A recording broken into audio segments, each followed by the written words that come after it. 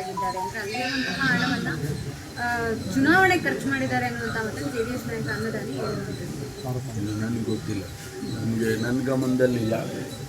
DK Suresh ಅವರು ಕೂಡ ಒಂದು ಕಂಪ್ಲೇಂಟ್ ಅನ್ನು ಕೊಟ್ಟಿದ್ದಾರೆ ಸರ್, ಐಶ್ವರ್ಯ ತನಿಖೆ ಮಾಡಿ ಅಲ್ಲ. ಅವರು ನೋಡಿ, ಯಾರಾದರೂ ಕಂಪ್ಲೇಂಟ್ ಕೊಟ್ಟರೆ ಅದಕ್ಕೆ ಆ ಪೊಲೀಸ್ ಸ್ಟೇಷನ್ನಲ್ಲಿ FIR ಮಾಡ್ತಾರೆ, ಮುಂದೆ ತನಿಖೆ ಮಾಡ್ತಾರೆ. ಅದು ಸಾಮಾನ್ಯವಾದಂಥ ಪ್ರಕ್ರಿಯೆ.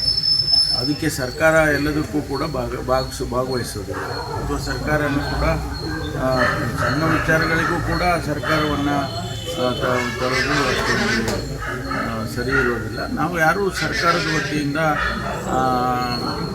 ಪ್ರತಿಯೊಂದು ಪೊಲೀಸ್ ಸ್ಟೇಷನ್ನಲ್ಲಿ ಆಗ್ತಾ ಇರ್ತಕ್ಕಂಥ ರಿಜಿಸ್ಟರ್ ಆಗ್ತಾ ಇರ್ತಕ್ಕಂಥ FIRಗಳಿಗೆ ನಾವೆಲ್ಲ ಯಾವುದೇ ರೀತಿಯ ಡೈರೆಕ್ಷನ್ಸ್ ಆಗಲಿ ಅಥವಾ ಯಾವುದನ್ನು ಕೂಡ ನಾವು ಭಾಗವಹಿಸೋದಿಲ್ಲ. ಸರ್, ಈಗ ಕಳೆದ ವರ್ಷ BJP ಅನವಶ್ಯಕವಾಗಿ ಸರ್ಕಾರವನ್ನು ಟಾರ್ಗೆಟ್ ಮಾಡಿದೆ ಅಂತ ಹೇಳ್ತಾ ಇದ್ರಿ. ಈ ಹೊಸ ವರ್ಷಾಚರಣೆ ಸಂದರ್ಭದಲ್ಲಿ ವಿಪಕ್ಷಗಳಿಗೆ ಏನು ಹೇಳಕ್ಕೆ ಬಯಸ್ತೀರ? ಅಲ್ಲ, ಅವರಿಗಿಷ್ಟೇ ನಾನು ಹೇಳೋದು, ರಾಜ್ಯದ ಅಭಿವೃದ್ಧಿಗೆ, ರಾಜ್ಯವನ್ನು ಸರ್ವ ಜನಾಂಗದ ಶಾಂತಿಯ ತೋಟ ಮಾಡಬೇಕು ಅಂಥೇಳಿ ನಮ್ಮ ಶೀರ್ಷಿಕೆಯಲ್ಲಿ ನಾವು ಹೇಳ್ಕೊಂಡಿದ್ದೇವೆ. ಅದಕ್ಕೆ ವಿರೋಧ ಪಕ್ಷದವರು ಕೂಡ ಸಹಕರಿಸಿದರೆ ಭಾಳ ಒಳ್ಳೆಯದು. ಅವರನ್ನು ವಿನಂತಿ ಮಾಡಿಕೊಳ್ತೇನೆ. ಟೀಕೆ ಮಾಡೋದರಲ್ಲಿ ನಾವು ಯಾರು ಕೂಡ ನಮ್ಮನ್ನು ಟೀಕೆ ಮಾಡಬೇಡಿ ಅಂತ ಹೇಳೋದಿಲ್ಲ. ಆದರೆ ಪಾಸಿಟಿವ್ ಕ್ರಿಟಿಸಿಸಮ್ ಇದ್ದರೆ ಅದು ಒಳ್ಳೆಯದಾಗುತ್ತೆ. ಮತ್ತು ಸರ್ಕಾರಕ್ಕೆ ಸಲಹೆ ಸೂಚನೆಗಳನ್ನು ರಾಜ್ಯದ ಹಿತದೃಷ್ಟಿಯಿಂದ, ಜನಸಮುದಾಯದ ಹಿತದೃಷ್ಟಿಯಿಂದ ಅವರು ಕೊಟ್ಟರೆ ಅದನ್ನು ನಾವು ಸ್ವೀಕಾರ ಮಾಡ್ತೀವಿ.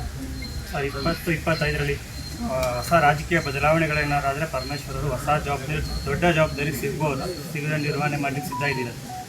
ರಾಜಕೀಯ ಬೆಳವಣಿಗೆಗಳು ನಿಮಗೂ ಗೊತ್ತಿದೆ ಒಂದು. ನನಗೇನು ಗೊತ್ತಿಲ್ಲ, ನೀವು ನನಗೆ ಗೊತ್ತಿದೆ ಅಂತ ಅನ್ಕೊಂಡ್ಬಿಟ್ಟಿದ್ದೀರ. ನನಗೇನು ಗೊತ್ತಿಲ್ಲ. ಹೊಸ ಜವಾಬ್ದಾರಿ ಬಂದರೆ ನಿರ್ವಹಣೆಗೆ ಸಿದ್ಧ ಇದ್ದೀರಾ ಸರ್? ಯಾವ ಜವಾಬ್ದಾರಿ ನಾವು ಇಲ್ಲಿಯವರೆಗೆ ನಮ್ಮ ಪಕ್ಷ ಯಾವುದೇ ಜವಾಬ್ದಾರಿಯನ್ನು ಕೊಟ್ಟಾಗಲೂ ಕೂಡ ಅದನ್ನು ಯಶಸ್ವಿಯಾಗಿ ಮಾಡ್ಕೊಂಡು ಬಂದಿದ್ದೇನೆ.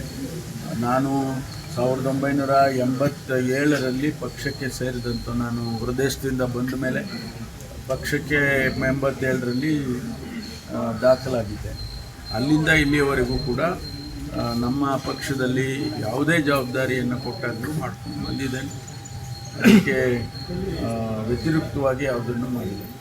ಸರ್, ಇನ್ನೊಂದು ಸರ್, ನಿರ್ಮಲಾ ಸೀತಾರಾಮನ್ ಅವರು ಒಂದು ಹೇಳಿಕೆ ನೀಡಿದ್ದಾರೆ. ಪೆಟ್ರೋಲನ್ನು GST ವ್ಯಾಪ್ತಿಗೆ ತರಬೇಕು ಅನ್ನುವಂಥದ್ದು, ಅದಕ್ಕೆ ರಾಜ್ಯಗಳು ಸಹಮತ ಕೊಡಬೇಕು ಅನ್ನುವಂಥದ್ದು. ನಮ್ಮ ರಾಜ್ಯದ ಸಹಮತ ಇದೆಯಾ ಅಂತ ಸರ್? ಅದಕ್ಕೆ ಅಲ್ಲ, ಇದು ರಾಜ್ಯದಲ್ಲಿ ಈ GST ಗೊಂದಲ ಏನಿದೆ ಅದನ್ನು ಬಗೆಹರಿಸುವ ದೃಷ್ಟಿಯಿಂದ ಏನು ಕ್ರಮ ತಗೋಬೇಕು ರಾಜ್ಯ ಸರ್ಕಾರ ಅದನ್ನು ತಗೊಳ್ತೇವೆ. ಒಂದು ವೇಳೆ ಅದು ನಮ್ಗೆ ಅನುಕೂಲ ಆಗ್ತಾ ಇದೆ ಅಂತ ಅನ್ನೋದಾದರೆ ತಗೊಳ್ತಾರೆ.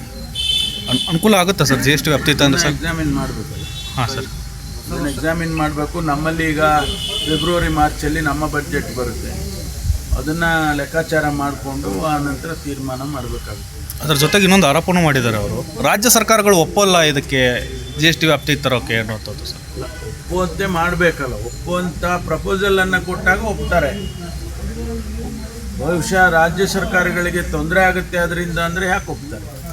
ಅಂಥ ವಾತಾವರಣವನ್ನು ಕೇಂದ್ರ ಸರ್ಕಾರ, ಹಣಕಾಸಿನ ಸಚಿವರು ಸೃಷ್ಟಿ ಮಾಡಬೇಕು, ಆಗ ಎಲ್ಲರೂ ಒಪ್ತಾರೆ. ಹೊಸ ವರ್ಷಾಚರಣೆ ಆರಂಭದಲ್ಲಿ BJP ಪ್ರತಿಭಟನೆಗೆ ಮುಂದಾಗಿದೆ. ಕಲಬುರಗಿಯಲ್ಲಿ ಜನವರಿ 4ನೇ ತಾರೀಕು ದೊಡ್ಡ ಮಟ್ಟದ ಪ್ರತಿಭಟನೆ ಅಂತಿದ್ದಾರೆ ಸರ್. ಹೇಗೆ ಸರ್? ಪ್ರಿಯಾಂಕ್ ಖರ್ಗೆ ಅವರ ವಿಚಾರಕ್ಕೆ ರಾಜೀನಾಮೆ ಕೊಡಬೇಕು. ರಾಜೀನಾಮೆ ತಗೊಂಡಿಲ್ಲ ಅಂದರೆ ನೋಡಿ, ನಿನ್ನೇನು ಕೂಡ ನಾನು ಸ್ಪಷ್ಟಪಡಿಸಿದ್ದೇನೆ. ಪ್ರಿಯಾಂಕ್ ಖರ್ಗೆ ಅವರೇ ಸ್ಪಷ್ಟಪಡಿಸಿದ್ದಾರೆ. ಇದರಲ್ಲಿ ನನ್ನ ಪಾತ್ರ ಯಾವುದೂ ಇಲ್ಲ ಅಂತ ಹೇಳಿದ್ದಾರೆ. ಈಗ ನಾವು ಕೂಡ ಅದನ್ನು ಈಗ ಏನು CODಗೆ ಆದೇಶ ಮಾಡಿದ್ದೇವೆ. ತನಿಖೆಯಲ್ಲಿ ಏನು ಬರುತ್ತೆ ಅದನ್ನು ನೋಡೋಣ. ಪ್ರಿಯಾಂಕ್ ಖರ್ಗೆ ಅವ್ರ ಪಾತ್ರ ಇಲ್ಲ ಅಂತ ಮೇಲ್ನೋಟಕ್ಕೆ ಬಂದಿದೆ ಅಂತ ಹೇಳಿ ನಮ್ಮ ಇಲಾಖೆಯವರು ಕೂಡ ಹೇಳ್ತಾ ಇದ್ದಾರೆ. ಹಾಗಾಗಿ ತನಿಖೆ ವರದಿ ಬಂದ ಮೇಲೆ ಗೊತ್ತಾಗುತ್ತೆ. ಈಗ CT ರವಿ ಅವರು DG ಅವರಿಗೆ ಒಂದು ಕಂಪ್ಲೇಂಟ್ ಕೊಟ್ಟಿದ್ದಾರೆ. ಅದರಲ್ಲಿ ಹೆಬ್ಬಾಳ್ಕರ್ ಮತ್ತು DK ಶಿವಕುಮಾರ್ ಅವರ ಹೆಸರನ್ನು ಉಲ್ಲೇಖ ಮಾಡಿದ್ದಾರೆ. ಅವರು ಈ ಒಂದು ಪ್ರಭಾವ ಬೀರಿದ್ದಾರೆ ಪ್ರಕರಣದಲ್ಲಿ ಮತ್ತು ಇನ್ಸ್ಟ್ರಕ್ಷನ್ ಕೊಟ್ಟಿದ್ದಾರೆ ಪೊಲೀಸ್ ಇಲಾಖೆಗಳಿಗೆ ಸೂಚನೆ ಮೇರೆಗೆ ಅನ್ನುವಂಥ ಗಂಭೀರವಾದಂಥ ಆರೋಪವನ್ನು ಮಾಡಿದ್ದಾರೆ ಸರ್. DG ಅವರು ಉತ್ತರ ಕೊಡ್ತಾರೆ ಅದಕ್ಕೆ. ಸರ್ ಅಲ್ಲ ಗೃಹ ಸಚಿವರು ನೀವು ಇದ್ದೀರಿ. ನಾನು ಉತ್ತರ ಕೊಡೋದಿಲ್ಲ. ನನಗೆ ಕೊಟ್ಟಿದ್ರೆ ನಾನು ಉತ್ತರ ಕೊಡ್ತಿದ್ದೆ. ಅಲ್ಲ ನಿಮ್ಮನ್ನು ಮೀರಿ ಇನ್ಸ್ಟ್ರಕ್ಷನ್ ಕೊಟ್ಟಿದ್ದಾರೆ ಅಂತಾರೆ. ನೋಡಿ, ಹಾಂ ಸರ್. DG ಅವರಿಗೆ ಪತ್ರ ಬರೆದಿದ್ದಾರೆ. ಹಾಂ ಸರ್. DG ಉತ್ತರ ಕೊಡ್ತಾರೆ ಅದಕ್ಕೆ. ಸರ್ ಪೊಲೀಸರು ಅವತ್ತು ತಮ್ಮ ಡೈರೆಕ್ಷನ್ ಮೇಲೆ ಆ ರೀತಿ ನಡ್ಕೊಂಡ್ರ ಸರ್ ಅಥವಾ ತಮ್ಮ ಗಮನಕ್ಕೆ ತಂದಿದ್ರ ಸರ್ ಆ ಘಟನೆ? ಎಲ್ಲವೂ ಕೂಡ ಗೃಹ ಸಚಿವರು, ಮುಖ್ಯಮಂತ್ರಿಗಳು ಏನು ಆದೇಶ ಮಾಡ್ತಾರೆ ಪೊಲೀಸ್ ಇಲಾಖೆಯಲ್ಲಿ ಅದನ್ನು ಪಾಲಿಸ್ತಾರೆ. ಬೇರೆ ಬೇರೆಯವರು ಹೇಳುವಾಗ ಅದನ್ನು ಅವರು ಅಷ್ಟೊಂದು ಪಾಲಿಸೋದಕ್ಕೆ ಸಾಧ್ಯ ಇರೋದಿಲ್ಲ. ಅವರು ಆಪಾದನೆ ಮಾಡಿದ್ದಾರೆ, ಅದನ್ನು DG ಅವರು ಅದಕ್ಕೆ ಸರಿಯಾದ ಉತ್ತರ ಕೊಡ್ತಾರೆ. ಸರ್ ಈಗ CID